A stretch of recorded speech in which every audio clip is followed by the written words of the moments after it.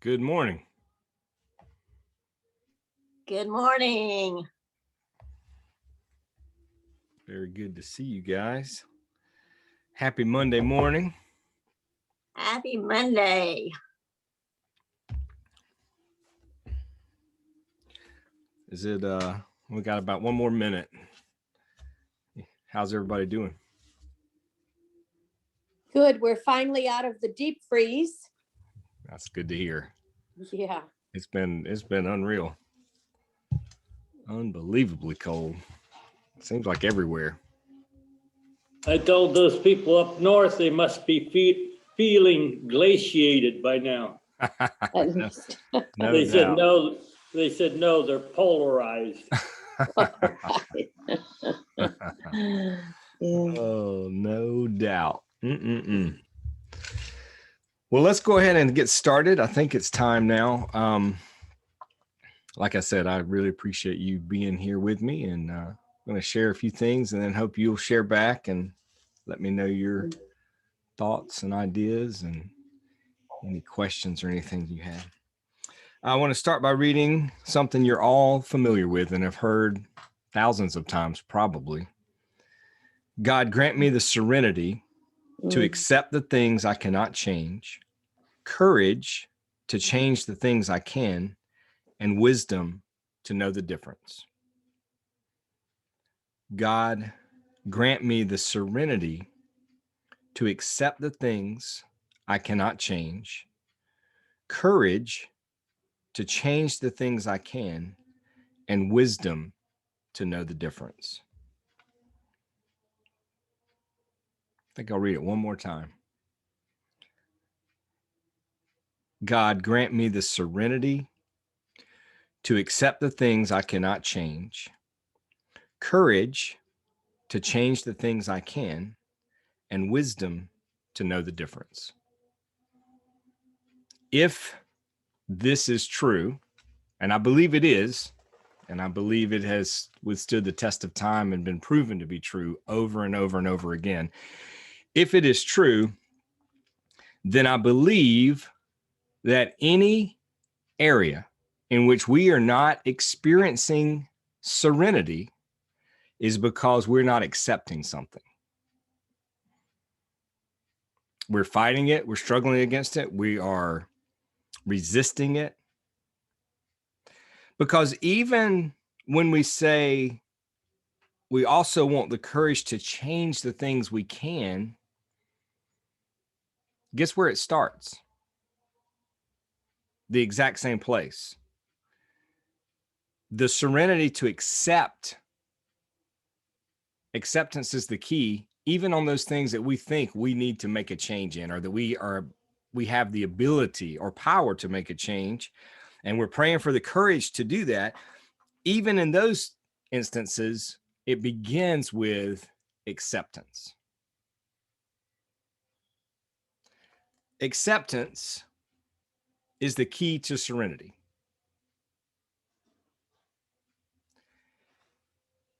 Any area in which I am not experiencing peace is because I'm not accepting what is.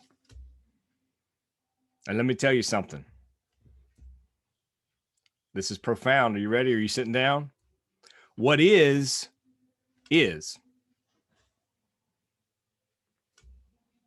What is. And how often do we try to start from what is not?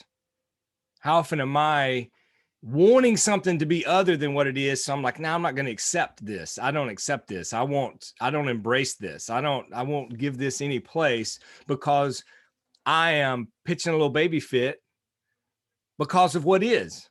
And I'm trying to pretend like what is isn't. I'm trying to wind my way into things being different rather than accepting, rather than sitting with what is, just being, accepting. I think this is really the key to peace in our lives. And I think our resistance, our refusal to accept what is what's causing us the lack of peace, lack of serenity that we're experiencing. What is. And this morning, I am asking myself, and I'm encouraging you to do the same. I'm asking myself, what am I not accepting that is? What part of reality am I refusing to accept, to embrace, to say, this too is my teacher? There is something to be gained here in this thing I'm resisting. There's something to be learned. There's an opportunity for growth. Acceptance is the key to peace.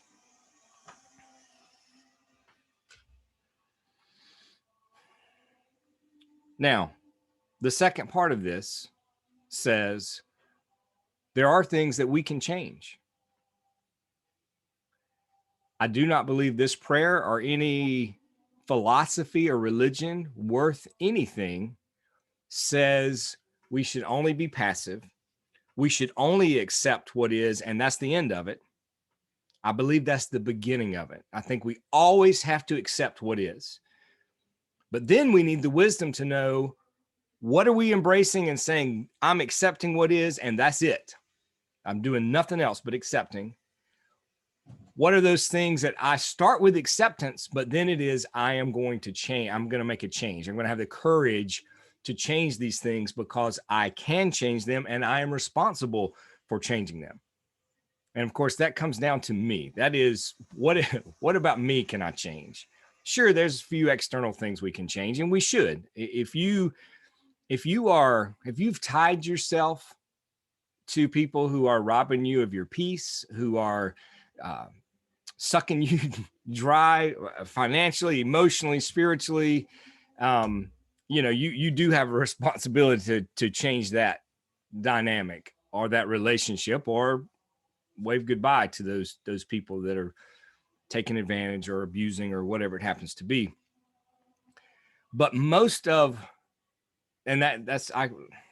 that's also true of maybe a job that we might be in, an environment. Maybe there's an unhealthy environment we're in that we have the ability to change and get out of. And there's numerous other things, but the majority of the things we're going to change is here. It's within me. It's my mentality. It's my thought processes. It's my perceptions. It's my ego's infuriating ability to make everything personal.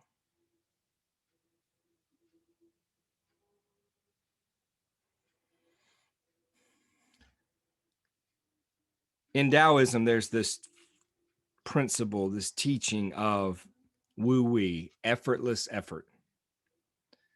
To me, the key to peace is not only acceptance of what is, and that's where we start right now. What is, and I embrace that. I accept that. My next step is, if there's something to be changed, then my job, the best I can do, is get into the flow of life so that any effort I make seems effortless because I'm going with the great Tao, the great flow of life. I'm in the river of life. And rather than resisting, rather than fighting against the current, rather than swimming upstream or across stream, I'm going with the flow. And any effort I do, any swimming, any movements are in the flow of that river, and things change so much more rapidly, so much more definitively, so much better. Begins with acceptance.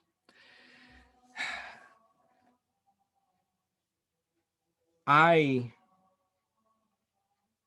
am asking myself today, and I am answering that yes, there are those places that I am resisting. I'm asking myself today, what am I resisting? Where is my resistance? Why is it there? Why haven't I accepted that instead of resisting against it?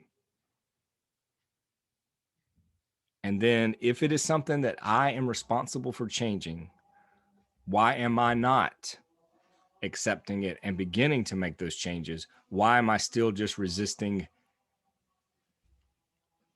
reality? Because I'm going to say it again. What is. How many times do I, and how many times do we see through social media, through our neighbors, whatever it is, people resisting reality? They're coming up with the craziest conspiracy theories and the most bizarre notions and ideas because they will not accept reality. They scoff at science and provable, objective facts of truth because they do not want to accept reality. What ways am I doing that?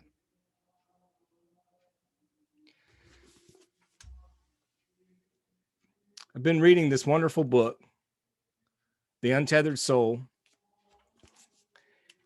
It has my highest recommendations. If you haven't read it, I highly recommend it. I want to read just one paragraph from it. The bulk of this book is about resistance, resisting what is, not accepting, not going with the flow, and all the ways in which we make our lives more difficult because we're not living the Serenity Prayer. One should view their spiritual work as learning to live life without stress, problems, fear, or melodrama. Do you think that's not possible? Do you think a stressless life is possible? No problems, no fear, no melodrama? The path of using life to evolve spiritually is truly the highest path. There really is no reason for tension or problems. Stress only happens when you resist life's events. If you are neither pushing life away nor pulling life toward you, then you are not creating any resistance. How often have we said, I was doing such and such and life got in the way, but life got in the way? I am here today to say that life doesn't get in the way. Life is the way. And everything life brings our way is an opportunity, is a teacher, is the greatest guru, the wisest sage we will ever encounter. And our responsibility, our job, if we're going to grow spiritually, is to embrace life. We neither push it away or pull it to us. And I'm going to tell you, if you're anything like me, and I suspect you are, because I think this is part of the human condition, I want to push away as much as possible the less desirable experiences of life. And I want to pull to me and cling to those parts of life that are pleasurable, that are affirming, that are fun, that are enjoyable, that are ecstatic. And what he's advising us is to do neither. I accept what is. And this too shall pass. Everything, the most pleasurable experiences are not going to last. And yet I'm striving so hard to make them last. And the most difficult, painful experiences are not going to last. And yet I'm fighting to keep them away, push them away. We neither push life nor pull toward us. You are simply, he says, present. In this state, you are just witnessing and experiencing the events of life taking place. If you choose to live this way, you will see that life can be lived in a state of peace. Why? Because peace comes from acceptance. I accept what is. If I'm accepting what is, I'm not resisting it. I'm not fighting against it. I'm not feeling like a victim to it. Whatever is happening, I have peace. And that's exactly what he's teaching. That's exactly what he's saying.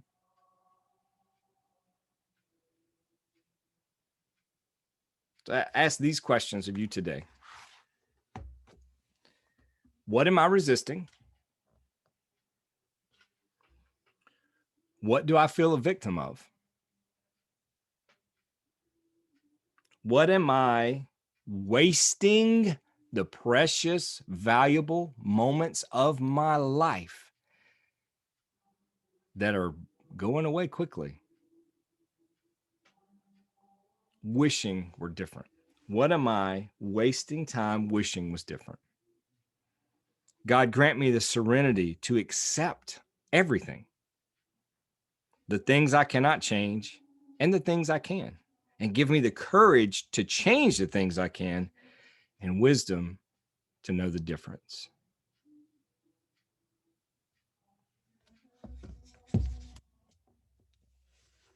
Anybody like to respond? Share something, ask something, anything? Michael, have you experienced older people that seem to get more set in their ways? Absolutely. You're looking at one of them. No. That's a real danger. Some older people are just the opposite of each other. Some are so delightful to be around, and some are so bitter and complaining and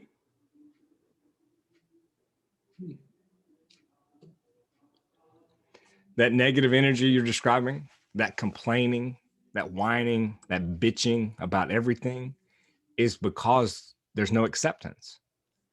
There's the feeling of, I want things to be different. It's not fair that it's this way. Why is this happening to me? Why does this always happen to me? That's the attitude. That's the mentality. This doesn't happen to everybody else. It's just me. I'm being picked on. It's so unfair. And the person you're describing has done this for decades. And rather than early on accepting what is, embracing it, allowing it to teach, allowing the flow to happen, we've been talking about blockages. Lack of acceptance is a major blockage. I'm not receiving and I'm not giving because I am blocked by my resistance, by my feeling like a victim, by my unwillingness to just start with the simple notion that I have to accept what is, because what is. I'm not a victim. This isn't personal. This isn't happening to me and not you and not everyone else.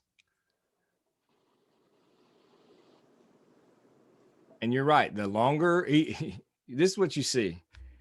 The more we age, the more we grow, the more we develop, the older we get. One of two things is going to happen. Either we will have learned this and we will be accepting things that are and embracing them, and you'll see someone at peace. You'll see someone tranquil and serene, and you love being around them because there is joy that is so deep, so deep. It just exudes, it just emanates from them. Or you'll see someone who is bitter and sour and feels like, it's just the whole world is just out to get them. And they have complaint after complaint after complaint. There are some people that there is no way I would sit down with them in a restaurant to share a meal because of how they would treat the staff, how they would act and what they would say. And who wants to be around people like that? More importantly, who wants to be a person like that? We don't have to be.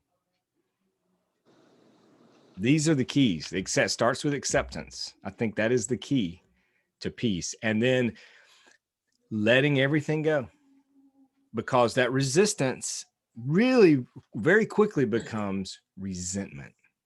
And the person you just described, who's bitter and angry and complaining about everything, is full of resentment.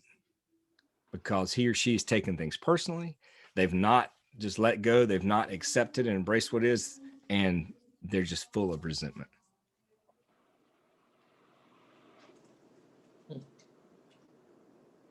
Okay, tell them, thank you.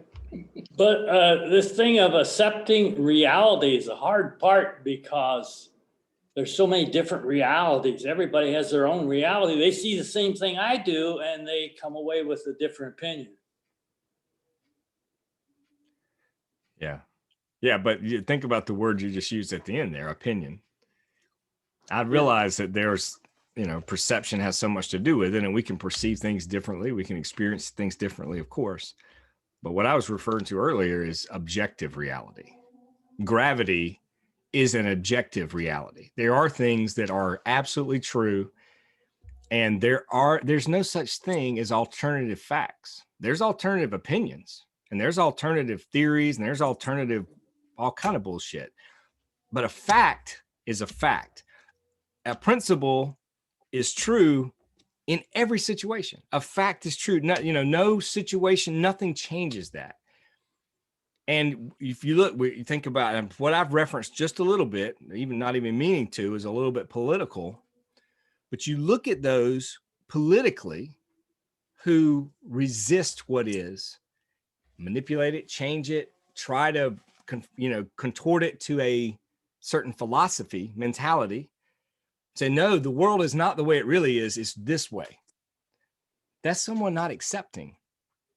I don't care what the political party is. I don't care what the political persuasion, conservative, liberal, anything in between.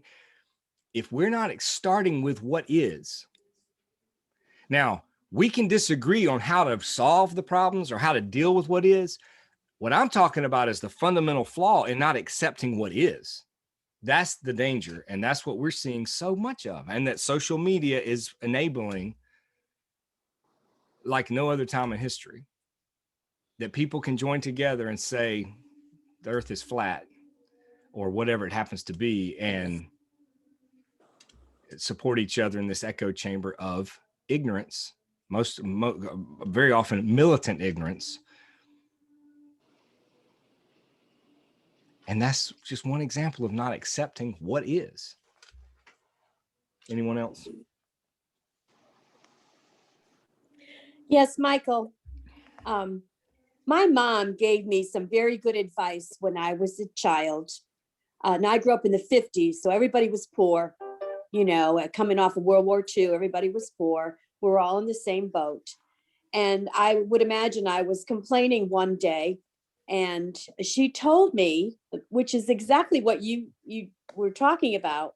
She said, Ellen, if you want your life to be different, then you have to do something about it. The onus was on me to make the change in me, because you're right. Reality is reality unless you live on another planet, a make-believe place. And so I decided that my life was going to be a grand adventure. And it has been. It's been fabulous. Not to say that I haven't had bad times or, down times, but it has been really great. My husband and I went on a cruise a number of years ago, and this was back in the day where you were assigned dining companions. Everybody ate at the same table at the same time. And we sat at a table with a moderately young couple who complained through the entire meal. And my husband and I caught his eye. He looked at me, I looked at him. And the next meal, we sat at a table with complete strangers that laughed. We saw them across the room, and they laughed the whole time. And we sat with them for the rest of the cruise. And we just told the steward, we're going to sit here now. And so we did. But you're right. People can be sour, and it's contagious.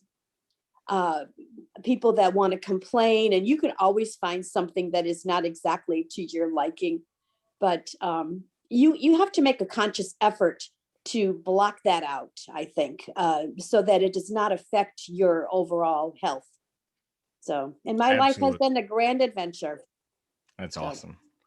And as true as it is that you can always find something that's not exactly to your liking, you can also find things that are exactly to your liking. Absolutely right. What are you focused on? Right. What are you giving thanks for?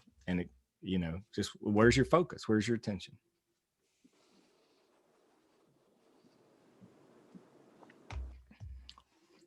Who's next?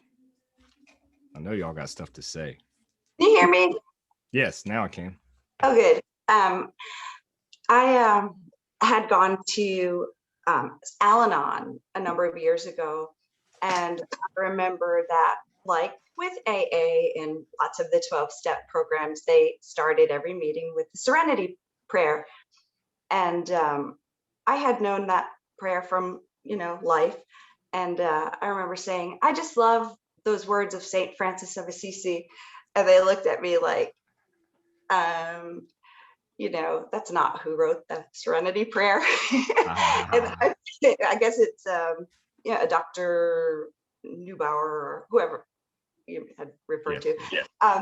But, talk about reality blown. I mean, I thought St. Francis said those words, right? And I'm like, I'm not sure if I'm off to a good start with this program if my, the initial prayer that we say was written by somebody else. Like, I don't know, that just, I remember that moment. But anyway, I guess it doesn't matter who wrote it, right? The fact is that it's available, and it's such a powerful way to just, have that mental check-in whenever you need it, whether it's before a meeting, starting every day, ending every day, just as needed throughout the day. I think about fear, and switching gears a little bit, I've always kind of thought that fear was just the opposite of love. You're either love or you're fear, love or fear. And in feeling that way or believing that, I thought I had to reject fear. But I think I need to face fear and accept it and face it, and figure out which fears are false evidence appearing real and which fears are legitimate fears that you need to face. So I just find that the Serenity Prayer helps to differentiate those things a little bit, and can be so empowering, to help us focus on change and making real changes just in the areas that we're able to. That's all. Great. And when we are fearful, that's one of those ways in which I was just talking about, that we have to accept what is. If I am fearful, and that's where I'm starting. That's what I have to deal with. The worst thing I could do is be fearful and act like I'm not, pretend that I'm not deal with reality. We have to deal with the reality inside of us. What is my reaction to this? Why do I feel hurt? Why do I feel fear? Whatever it is, let me start there. Let me start with what's really going on. And how often do we suppress? And talk about the Michael Singer's book about the Untethered Soul. Talk about not accepting and resisting anything we repress. Don't own up to what we're really feeling. Don't own up to what's really going on inside of us. It's another blockage. There's no flow. And it all started because we didn't accept what is going on within us. What is my reaction to this? What he would say is, you are the observer. You're the thinker, not the thought. You're the feeler, not the feeling. And you can just observe it. And the best thing you can do, and this is his advice, he's saying the best thing you can do is observe it and don't resist it. If you're feeling whatever, feel it and just do what you, come on out. I'm not going to push you down, and I'm not going to try to throw you out. I'm just going to relax and sit here and watch you. I'm the witness. I'm the observer, and I'll let you do what you need to do. But I'm not going to push you down so there's more blockage. And I'm not going to try to throw you out, which doesn't really work. I'm going to witness you. And I don't even necessarily have to start digging too deeply intellectually to try to assign where you came from or why you're happening. Sometimes that's helpful, but a lot of times that's not even helpful. And we can spend a lot of time in therapy talking about the same thing over and over and over again. And I'm for therapy, and I believe in the talking cure, but we can spin our wheels because rather than just accepting and observing and being, we're resisting. One of the two ways, either trying to get it out as quick as possible or trying to push it down.